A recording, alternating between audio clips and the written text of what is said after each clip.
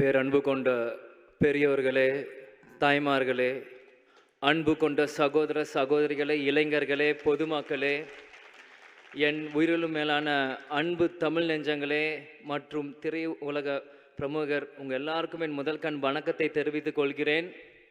இந்த சொல்லின் சொந்தக்காரர் ஒரு சொல் என் மூலம் இனி தமிழ்நாடு முழுவதும் ஒழிச்சிட்டே இருக்கும்.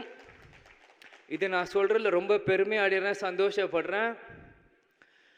ஏன்னா சின்ன வயசுலேருந்து நான் என் முகத்தை நான் கண்ணாடியில் பார்க்குறதோட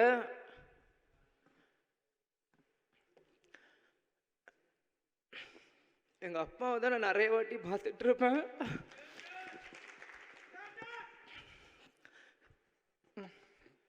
நான் அழுதுனா தப்பாக எடுத்துக்காதீங்க.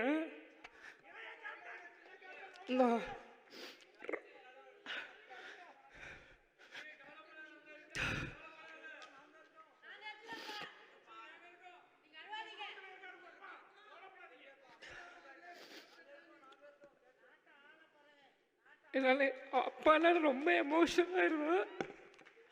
என்னால் யாரும் தப்பாக எடுத்துக்காதீங்க. இல்லை இல்லை இல்லை அதனால் கேப்டன் எங்கேயும் போகல, இன்னைக்கு நம்மளோட தான் இருக்கார். நான் அப்பா இறந்ததுலேருந்து இந்த நாள் வரைக்கும் எந்த மீடியாலையும் நான் வந்து பேசினதில்லை, எதுவுமே யார்கிட்டையுமே நான் பேசலை. இதனோட ஃபர்ஸ்ட் மீட் நான் வெளியே வந்து பேசினது. இது வரைக்கும் நான் எந்த நடிகர் சங்க ஃபங்க்ஷனுக்கு கூட நாங்கள் கலந்துருந்தில்லை, நானும் ஷமும். இதான் ஒரு ஃபர்ஸ்ட் ஃபங்க்ஷன்.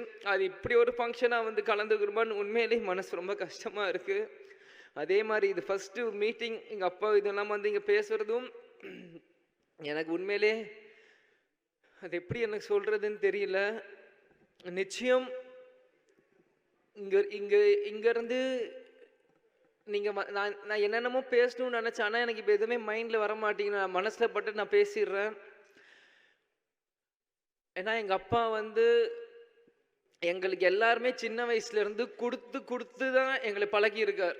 அதே தான் நாங்கள் இன்றைக்குமே. அதனால அது என்றைக்குமே எங்கள் அம்மா வீடியோவில் சொன்ன மாதிரி தான். நிறைய பேர் சொல்கிறாங்க இன்னைக்கு கேப்டன் இல்லை, இனி எப்படி எங்களுக்கு யார் இருக்கா அப்படின்னு. யாரும் எதுக்கும் நினைக்காதீங்க. எங்கள் அப்பா உங்களுக்காக தான் எங்களையும் விட்டுட்டு போயிருக்கார். எங்கள் அப்பாவோட கனவு என்னவோ நிச்சயம் இங்கே எத்தனையோ இளைஞர்கள் இருக்கீங்க. உங்கள் ஒவ்வொரு இளைஞனோட கடமை அவங்கவுங்க அப்பாவோட கனவை நிறைவேற்றணும். எங்கள் அப்பாவோட கனவு என்னவோ அதை நிறைவேற்ற தான் நீங்கள் விஜயபிரபம் சண்முக படம் இங்கே இருக்கும். இதை நான் இங்கே ரொம்ப பெருமையோட இதை நான் சொல்லிக்கிறேன். ஏன் இது சொல்கிறேன்னா, ஒவ்வொரு நியூ இயர் அப்போவும் ஒவ்வொரு ரெசல்யூஷன்ஸ் எல்லாருமே எல்லார் வீட்லேயும் போடுவீங்க. இதே மாதிரி 2023 முடிகிறப்பையும் என் பிறந்த நாள் முன்னிட்டு அம்மாவுக்கு இந்த பதவியெல்லாம் கொடுக்குறப்போ நாங்களாம் நீ வீட்டில் தான் இருந்தோம். அப்பாவோட பேசுகிறப்பவும் சில விஷயங்கள் வந்து நாங்கள் ஷேர் பண்ணுவோம். அப்போது ஒவ்வொரு ரெசல்யூஷன் சொல்கிறப்போ நான் அப்பா கிட்ட பர்சனலாக சில ரெசல்யூஷன் சொன்னேன். அது மற்ற வருஷங்கள் இல்லாமல் அது எப்பயுமே இதுக்கு போய் இல்லாமல் இந்த வருஷம் சில விஷயம் எனக்கும் எங்கள் அப்பாவுக்கு மட்டும்தான் தெரியும். அந்த ரெசல்யூஷனை நான் சொல்லியிருக்கேன். நிச்சயம் அந்த ரெசல்யூஷன் எல்லாம் இந்த 2024 எங்கள் அப்பாவுக்கு நான் சமர்ப்பிப்பேன்னு நான் சொல்லிக்கிறேன். அது என்னன்னு இப்போ உங்களுக்கு நான் சொல்லணும் இல்லை, காலம் அது உங்களுக்கு எல்லாருக்குமே பதில் சொல்லும். அந்த என்ன நாங்கள் விஷயம் நாங்கள் பேசியிருக்கோன்னு. கடந்த 10 வருஷமாக கேப்டன் வந்து உடல்நிலை சரியில்லாமல் எவ்வளவோ கஷ்டப்பட்டார். ஆனால் இந்த 10 வருஷமாக வேறு யாராக இருந்திருந்தாலுமே அவங்க இவ்வளோ தாங்கியிருப்பாங்களான்னு தெரில. நான் தான் ஒவ்வொரு மீட்டிங்லையும் சொன்னேன், குகைக்குள் இருந்தாலும் சிங்கம் தான்னு. யாராக இருந்தாலும் இன்னைக்கு இந்த 71 வயசு வரைக்குமே அவர் கஷ்டப்பட்டு இருந்தார்னா அவரோட வில் பவர் மட்டும்தான். நிறையா யூடியூப்பில் என்னென்னமோ தப்பாக சொல்கிறீங்க. கடைசி நிமிஷம் வரைக்கும் அவருக்கு மெமரி இல்லைன்றாங்க. என்னென்னு அது எல்லாமே போய் எங்கள் அப்பா கடைசி வரைக்கும் எல்லா ஞாபகமும் இருக்குது. யார் வந்தாலும் அவர் ஞாபகம் வச்சிருப்பார். எந்த சீன் சொன்னாலுமே அவருக்கு எல்லாமே அவருக்கு நினைவுகள் இருக்குது.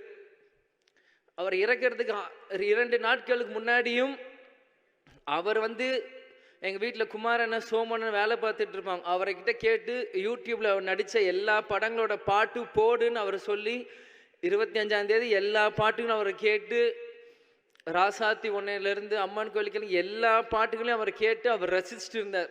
டிசம்பர் 25 இது யாருக்கும் வெளியே தெரியாது, எனக்கே தெரியாது. எங்கள் டிரைவர் குமாரனும் சோமனும் தான் சொன்னாங்க. அப்போ சிசிடிவியில் பார்க்கும்போது அவர் தாளம் போட்டுட்டு இருந்திருக்கார். அவர் என்ஜாய் பண்ணி அந்த பாட்டெல்லாம் டிசம்பர் 25 அவர் கேட்டுட்டு இருந்தார். 26 அட்மிட் பண்ணுறோம். எப்பயுமே வந்துருவாருன்னு மாதிரி தான் இருந்தோம், ஆனால் வரல. கேப்டன் சொன்ன மாதிரி தான் இந்த விஜயகாந்த் வாழ்ந்தான், இருந்தான், வாழ்ந்து கொண்டே இருப்பான் இந்த மக்களுக்காக தான் என்று கூடி விடை பெறுகிறேன்.